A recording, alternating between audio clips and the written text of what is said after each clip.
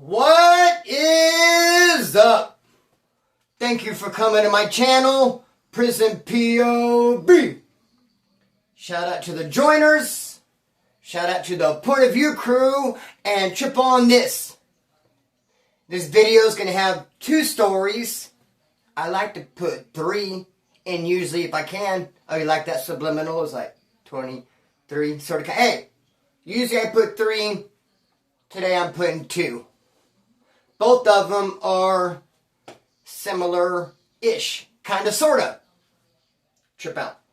So I have one of the most solidest homeboys from my neighborhood. He's related to an Aryan Brotherhood member. And I've often thought, no, not often thought. I mean, he watches this video back and he's like, dude, you're often thinking about me. Not like that. But it has crossed my mind, not often or anything like that. But I have thought, I wonder if he is such a solid individual because he's related to a brand member. I mean, they have the same last name. This brand member's very famous. His name rings bells. And so oftentimes, there's that word often again. Hey, but this did happen often. People ask him, are you related to this guy? And he says, yeah, I am related to him. And you know, it's much better if they say, hey, dude, you know, are you related to this brand member? You guys have the same last name. And he's like, yes, but he has an outstanding character, outstanding program. His word is gold. He's not a dope fiend. He does everything right. I mean, that's much better to have a guy like that say, yes, I'm related to a brand member. What if he was a straight up dope fiend, shot out knack, word was no good on the bad news list, and people are like, hey, are you related to that brand member? Same last name as yours? He's like, yeah. But he's just some shut out cat. You know, I don't know how that would look or sound or work. But, you know, thankfully that's not the case. What is the case is my homeboy is solid with a capital motherfucking S. He's related to a brand member and he acts accordingly. I mean, trip out. We got into a riot at Soledad with the blacks. My homeboy was there. His uncle's a brand member. And even there, people were asking him, hey, are you related to dude? Because you guys got the same last name. Yes, I am, he says. So we're at Soledad. We get into a riot with the blacks. And my homeboy, right up in the middle of the riot, front lining, of course, he gets hit with a razor blade on his neck, sliced. Like a cut like this big. Like a nasty big razor blade cut right on the neck. Right in the heart of the riot. And not only that, he took a sock and a lock or a rock or something. Took something to the head, which gave more than a fist, bro. It had to be a sock and a lock, in my opinion. Or sometimes a bar of soap and a sock would do the same sort of damage, depending on the soap. Not the state soap, that'll turn to dust. Hey, you get a good bar of some Dove in there, bro. Boom, it'll crack you.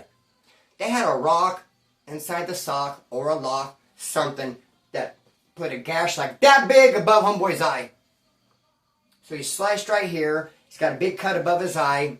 And he's still one of the last people to get down in the riot. I mean, when the cops come and take control of the situation at a riot, they'll be like, get down, get down. Some people are like, huh. Like, you ain't going to ask me twice. Some people, as soon as they see the cops coming, like, whoop. Some people don't even fight. The bitch motherfucker, they just straight prone out right away. And they end up getting got later, believe that. But this dude, nah, my homeboy, he's like one of the last ones to get down. Cops are saying, get down, get down. He's like, hell no, I'm squabbling. Then they see his injuries. The slice on his neck, the big cut above his eye, and they drive a freaking stretcher straight up to him. A mobile stretcher. And they say, get in, hop on, let us take you to medical. You need stitches, staples, all that. You need something, some glue. We're going to put your flesh back together. Jump on. He's like, hell to the no, bro. Like that. He's like, I'm going to walk off this yard, bro. Head held high. Not going to lay down on a stretcher all injured and just take me off this yard like, nah, I don't care if I'm leaking. I don't care if I'm injured. I'm walking off this yard. And that's exactly what he did. Even his case is hella gangster. Because trip on this. One of his homeboys, one of his good friends, he assumed, and rightly so, he was thinking dude was clipping him. He had an idea. He's like, man, I don't know. I think my dog's getting me. One of his good friends, one of his best friends, bro, was being shady behind his back. And he was thinking something was up. So he set a trap. And sure enough, caught dude with hand all the way up in the cookie jar. He wasn't fat clipping him. He wasn't fat doing him dirty. What a dirtbag. But see, homeboy, who I'm talking about, whose uncle's a brand member, stands on business, bro. With the business, full blast, all the way. All the way with it.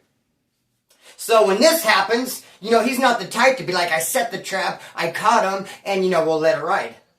Or I set the trap, I caught him, and I'm going to get a couple people to handle it, which he could have done. Oh, I'll go get 3 youngsters to jump on whatever. He's like, no, he handled it himself. And he handled it, dude, like level 4 style. A lot of people, bro, play prison politics on the streets, brother, and he didn't hit him in the mouth with a knuckle sandwich. No, bro, ran some steel up in him. Because if we're going to do it, we're going to do it right. I mean, you're my dog. You're my best friend. You cut my throat. We're past chucking them. No, we got to get real with it, dude. And so that's exactly what happened, bro. He hit him up. And then he's running away from the scene, trying to get away, of course. Running down the road, and he sees there's a bar. And in the bar, there's a parking lot. And in the parking lot, there's a lot of vehicles. And he happens to find a truck, like one of them old 70s Chevy trucks, raised and all that. Big old American steel, lots of room. And he gets up under that truck, into the undercarriage and the frame. And he kind of just like holds on however he does. Like Tom Cruise in Mission Impossible, he's up under there, bro. And when you know it, he hears the bar door open and close. Cling, cling, cling, cling. Here's some footsteps walking, he's under going, damn. And sure enough, someone jumps up in that truck, fires up, and he's like, damn, we're going to go for a ride. Fight or flight kicked in, bro. Should I, like, drop and let him take off without me, or just get away from the scene and hold on for dear life? Dude, so he's up under there, and he held on. And now the bar, of course, it's on a dirt road. Naturally. I mean, wouldn't it be a bumpy dirt road? And so this Chevy, he's hitting it, and he holds on as long as he can, and finally lets go, bro. He goes for a tumble. Has some injuries to his head, his back, he's bleeding, he's whatever. But dude, he went and did his time, homeboy. Multiple years. He did so long that I was with him in this prison. And then I got out, hit the streets, went to a different prison, got out, into the streets, went to this prison and seen him. I'm like, dude, hey, he never got out. I've gotten out 2 or 3 times. He's still here. He's on the streets now, though, and he's doing the damn thing. He's working and being a family man. Homeboy, shout out to him. But now chip on this, though. Because there's a Aryan Brotherhood member. A different one. Not my homeboy's uncle, a different dude. And he has a brother. And his brother gets out of prison, and he goes to one of his best friends. And he's like, hey, what's up, homeboy? Fresh out the pen. And his friend's like, hey, welcome home, dog. And they hug it out. And the Aryan Brotherhood's brother says, hey, to his friend, can I keep some things here? I mean, I'm fresh out. I have some items. I have some belongings. I'd like to store some stuff here. Dude's like, yeah, I got a shed in the backyard. Feel free to put whatever you want there. You can even put a lock on it. I have some room in the garage. I have some room over here. Dude, make yourself a home. My casa, your casa. Glad you're out, brother. Yeah, do whatever you'd like. So he brings his property over, his belongings, puts them in the shed, puts a lock on it. Everything's cool for like a month, and all of a sudden it turns into a problem. Isn't that a trip, how things are cool? I mean, you guys could be best friends. You guys could be road dogging. Next thing you know, you're bumping heads. I mean, you used to be like this solid. Now you're not. Over something silly like some belongings in a shed and a lock. I mean, they were the best of friends until dude took his stuff there. Then all of a sudden, it's like, I don't know, they start thinking, well, he's well, how long are you going to keep it here? I thought you said for a couple of weeks, brother. And then dudes start going over there to the shed, and one day he noticed there's a whole different lock on there. And he's like, whoa, dude, you locked me out. You literally, like, locked me out of my own shed with my stuff. Dude's like, well, so you change the lock, and then you notice some things were missing. So now you're going in here and you're pilfering, and you're dickling with my stuff, and you're changing the lock, and it's a problem. And, maybe I just need to take my stuff and go. And dude's like, yeah, I think that'd be the best bet. Get your stuff out of the shed, bro. Get out. I don't want nothing to do with you. Get all this stuff and just get out. We're no longer homies. And then as a matter of fact, he tells his friend, who's no longer his friend, who's brother with the Aryan Brotherhood member, he tells him, yeah, and as a matter of fact, bro, go tell your brother if you want. Go tell your brother that I kicked you out of here and I changed the lock and I pilfered through your stuff. I mean, if your brother feels disrespected, tell him to handle it. And I don't care about you or your brother. And see, he was way out of line there. He had a problem with his homie over stuff in the shed. It went south. get your stuff out and go. We're no longer dogs. It could have left it at that. It would have been case closed. He didn't have to say, oh yeah, and if you want to tell your brother, the brand member, like if you think I'm scared of him, if you think I'm worried about you going and telling your brother that you and I got into an argument or we have a problem, you got another thing coming because I don't care about you or your brother. See, he didn't have to do all that. I don't know why he did, but, you know what I'm saying, lose slips, sink ships in all kinds of different ways. I mean, he's going to sink his own ship with his own loose slip. Sometimes you can sink other people's ships with your loose slip, but it looks like he's going to sink his own. So he brought dude in and he didn't even have to.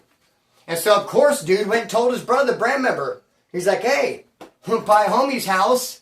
He changed locks on the shed, pilfered my stuff, took some things. We had words. And on the way out the door, he's like, fuck you and your brother, he said. He's like, go tell your brother, and if your brother has a problem with it, tell him to handle it. He's telling his brother, the brand member. And the brand member's like, why do you have to drag me into it? Why do you have to call me out? Why do you have to tell me to handle it if I feel disrespected? Like, it's not my problem, it's not my issue. I can't even believe he brought it up. But he's like, yeah, sure did. So then the brand member felt obligated to do something. I mean, when someone says they feel disrespected, handle it. And you don't handle it, it's just kind of like, bro, put him in a freaking spot. And now 2 years went by. And I had to sit and think about it, because sometimes I could be guilty of exaggerating. I don't want to exaggerate on this one. I want to keep it what it is. And dude, a long time went by before this guy was actually got. And you know what? Sometimes it does take a long time to get people. Because there's this dude named Tex from Bakersfield. He got a warbird, which is one of the most coveted white boy tattoos there is. You're going to see warbirds on Nazi lowriders and brand members. They have to be earned by, guess what? War. Like, you just can't go slap on a warbird and be like, what's up, bro? No, like, that's a serious tattoo. So, but not the Tex. Tex got a warbird on his throat. The bird was facing the wrong way, because, the warbird is like, or it's like this or whatever. So, like, the head was facing the wrong way, which is this goofiness on top of goofiness. So he gets his tattoo, warbird, unearned at a CCF, which for those of you who don't know what that is, it's just a level 1, carpet and cable, 300 prisoners there, low points. Just a rinky-dink Disneyland low-level prison. He gets a warbird on his throat by a Southsider. By a Southsider, did I add that in yet? Yeah, that's a cherry on top. So not even by a white dude, bro. A Southsider put a warbird on his throat, bird facing the wrong way, unearned at a CCF. They're coming for this dude. Bro, he was on the bad news list. He was in the hat hella quick. And like everyone's looking for this dude. And you'd be like, oh, he's over here, he's over here. People, they cornered him at this motel and he got away. And it's like a year or two later when I heard, man, you hear they got that dude Tex? I'm like, wow. I thought he moved, did he move out of state and come back? I mean, why did it take so long? Because people are good at freaking hiding. People are good at staying tucked in the cut, dog. So it took a long ass time for them to get Tex. And now 2 years later, like I said, I'm hanging out with somebody. I'm in a car. I'm driving a car, not my car. I have a passenger with me, one of the homeboys. I'd say he's my older homeboy. I'd say he's not a big homeboy as in validated high-powered gang member, but he's my big homeboy. So with him, we're driving. I'm driving this car. He's passenger. He's riding shotgun. We go to the neighborhood. It's nighttime. We see someone sitting in a car, and he's like, that's the guy. He's like, that's that fucking dude right there, man. That's the guy that he did the bad, the whole thing with the shed and the tools and the lock and telling the brother if you got a problem with it, pound it. Then that's him. Because the brand member did tell people, hey, get him. I skipped that part. My bad. I messed up. Let me back up. Hey, man, I'm not feeling good. Cut me some slack. So in case I forgot to mention it, yeah, the brand member did get offended. And he did tell some soldiers, like, if you see that freaking dude, I can't believe I almost left out the most important part of the story. He said, if you see that dude, scare him. I'd have been so pissed off if I would have did this whole video, watched at the end and realized I didn't even say that part. What in the hizzick? Yeah, the brand member was pissed off when his brother came to him and said, he said, fuck you if you don't like it. And so he told some soldiers that he has obviously at his disposal and said, well, if you see that guy, teach him some respect, man. He needs to learn some respect. Teach him a lesson. Don't unalive him. Don't take it there. Don't go that far with it. Because it was actually like a mild form of disrespect. You know, if you don't like it, fuck him too type thing. But, okay, no, fuck me, no, fuck you. So just teach him a lesson, just scare him. He needs to learn some respect. So I'm in a car, and dude says, that's him. That's the freaking guy. He's like, bro, go up the street and pick up whoop whoop. Hopefully he'll be here when we get back. So we jam real quick, go make a couple of stops. Now we have 2 more people with us. Now we're 4 deep. And now we go pulling up, whoop. 2 guys jump out. 1 guy stays with me in the car I'm in. And then the 2 guys go force their way into dude's car. I mean, he was still sitting there on the side of the road in this car. In the dark, in front of someone's house. We know whose house he's at. He's at one of the Dope Connect's house. I don't know what he was doing there. Probably getting dope. Maybe selling some. Maybe buying some. Maybe waiting on a girl. Who knows? But we caught him slipping. And he stayed there so long, it gave us time to go pick up 2 more people. Now we came back 4 deep. 2 people jumped in his ride, dude. Doors unlocked. He's not even paying attention, bro. Someone gets in the passenger, someone gets in the backseat of his ride. My instructions were just follow us. He's like, I don't know what's going to happen, bro. Let's see what happens. Follow us. So, bro, we smash. They smash, I smash. I got someone else riding shotgun with me now, because the other guy who was shotgun is in that car with someone else. Bro, I'm following. We go far, bro. We go far. We drive way out to where they grow grapes. The farms, in the middle of nowhere. There's a canal that we used to swim in way back in the days. They're growing grapes, dude. It's way out in the middle of bumfuck Egypt, middle of nowhere. And we finally pull up. And we all get out. And the guy who I was originally kicking it with, who was originally riding shotgun with me, the one who said that's him, he's kind of like running this whole thing, instigating it. My older homeboy says to him, dude, you fucked up. You know you fucked up. He didn't even say when, why, or how. I don't know if he just knew what it was, or maybe but I heard he's the type of dude that fucks over everybody. So he's like, maybe he's just thinking, dude, it's just my karma cut up to me. I mean, name the thing. Was it the thing, the argument over the shed? Or was it when I burned this guy? Or was it when I disrespected this dude's old lady? Or was it when I did that? He's like, probably thinking, I don't know what I did. I don't know why you're here getting me, but you're getting me. And he's like, oh. They said, you fucked up. You know you fucked up, right? And he's like, yeah, I did, man. But come on, dude, be cool. Like, what? And then dude says to him, just start digging a hole. And he's like, what? You can't be serious, bro. What do you mean? Start digging for what? He's like, psh. It was hardly very little violence, bro, but psh. He took one on the chin right then there, a slap too. Dude, I would rather be punched. There's just something about a slap, but boom, bitch slapped him. Dig, start digging. Got down the ground, start digging. Now he's crying. There's snot, mucus coming out of his nose. Crying, tears. I can't dig. And there's rocks, I can't dig. Bro, a kick to the ribs. Not much violence, one little slap, one little kick. Keep going. He's digging. I'm not saying nothing. I'm just kicking back right there. Dig, dig, dig, I can't, there's rocks, keep going. Dude, this is crazy, I can't believe you're going to do this, man, this is bullshit, what the hell, keep going. So then after just about 5-10 minutes, he has a little bit of a hole going, he says, alright, never mind. He's like, get up, dude's like, what? Like, he was scared to get up, I think he felt safe digging the hole. I mean, the hole's not big enough to do anything with. I have time to convince them, to like, dude, you guys are tripping. Then you need to slow play it too in this hole, there's rocks. Finally, dude said, get up, never mind. He's like, no. Why? I'm digging. What do you mean? What do you mean, never mind? He said, never mind, get back in the car, we're leaving. Dude's like, what? What do you mean? And I'm even like, what? What do you mean? And the guy is good, well, what? What do you mean? Because no one knew what the physic was going on but him. He knew what was happening. Hey, my instruction was just to follow. I'm going to still continue to follow what's going on. I don't know what's going on. Nobody does. Hey, forget it. Stop. Quit digging. He stops digging. He stands up. Dirty hands. Snot on his chin. Dude's like, just get back in the car. Let's just go. So they take off. We take off. And go to a store. We go to a Mother Fizzucka store. I park at the gas pumps. They pull up in front of it. They all 3 get out and go in. Me and the dude who I was with do not get in. Do not go in. Do not get out. I stay there. I don't know what they're doing. Went inside the store. So they go inside the store.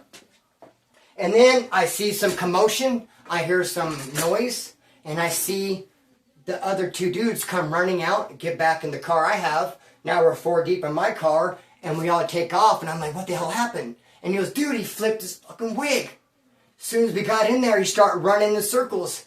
Crying and screaming. Help! Pushed over a candy bar. An aisle of candy bar racks. Everything went flying. Help! Trip out. It reminded me of this little mouse I had. They put 4 mice inside of a snake cage once. And then the snake ate 3 of the mice, but not the 4th. And then I got it as a pet. And it was just all... Took the physic. Now he's seen 3 of his friends get eaten. He was not okay. This mouse was like fried in his brain. Remind me of this dude. I think that fried him in his brain. It scared the shit out of him. Take a hold? What do you mean? And they go to a store, dude, and he ran in circles and pushed over things like, ah! So we left. We left laughing. Bro, like 3, 4, 5 months goes by. I'm at a girl's house. Kicking back with some girl. We're kicking back. She has a brother who's in and out of prison. We don't get along all that great. I know who he is. So her brother was there. He's not always there. He was there at this time. I'm hanging out with this girl. And all of a sudden some people come over. 3 people walk in the room. Where me and this chick are, not my girlfriend, some chick and her brother. And one of the dudes was him. The guy. I can't dig. There's rocks. Now here he is. I haven't seen him since. I haven't heard nothing about him. There he is with 2 other guys. There's 3 of them. Dude, my butthole puckered. I'm like, cool. I'm thinking, dude, it could be my turn. They could snatch me up, bro. Each grab a leg, each grab an arm, and just take me out to the canal and tell me to dig, bro. He can get his germ back on me. I mean, I was there. Well, I didn't call the shot. I didn't even say nothing, but I saw it. So I'm thinking, dude, I'll fight like hell. I'll grab hold of the wall. You're not pulling me out of here. Dude, but I was like, what's going to happen? And they just kind of did their business, talked and left. But I still didn't feel safe, and he left. Oh, no. He could come back. He can go get something and come back. And now that they'd all left, and the girl was trying to kick back with me and get cozy, and I was like, oh, past that. I need to be looking out the window. I can't focus on you. I'm no longer bit by the love bug. The Cupid tried to shoot an arrow. I grabbed it and broke it. Now it's like self-preservation. This dude might come back and try to get me, I was thinking. What? But he didn't. And I've seen him several times after that. I was even in jail with him once. I think he was more embarrassed on me saying, hey, you guys should have seen him. He was digging the hole crying, there's rocks. There's rocks. So that's what's up with that. Much love to the Point of View crew. I'm still getting over this sickness and this cold. You probably hear it in my voice. It's been going, what kind of cold lasts for weeks and weeks? I don't know what the physic is up. Hey, we still got this raffle. This thing going to kick off, bro, any day. I can't wait. Look at the Point of View crew members, bro. They're in. They're going to get theirs. And you know what? None but the utmost southern respect to you and yours. If you like the video, like it. If you like it, like it. Cut string, let it fly. Peace.